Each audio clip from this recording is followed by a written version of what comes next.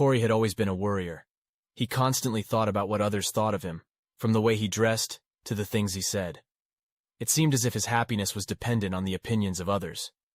One day, while scrolling through social media, Corey stumbled upon a quote that caught his attention. "You'll stop worrying what others think about you when you realize how seldom they do." It was by a writer named David Foster Wallace. At first, Corey was confused. How could people not be thinking about him all the time? But the more he thought about it, the more it made sense. He realized that everyone is too busy worrying about their own lives to constantly think about others. Corey started to experiment with this new perspective.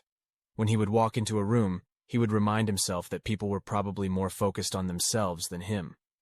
He noticed that he felt more relaxed and confident, as he was no longer consumed by thoughts of what others were thinking about him. He started to live his life without the constant fear of judgment, and it was liberating.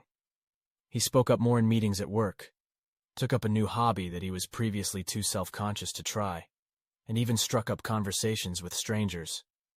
One day, Corey was walking down the street when he saw an old classmate who he had always been intimidated by. They exchanged pleasantries and caught up on each other's lives.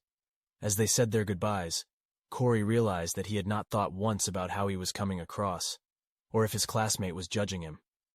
For the first time in his life, he felt free from the shackles of others' opinions. He realized that by worrying less about what others thought, he was able to live a more fulfilling life.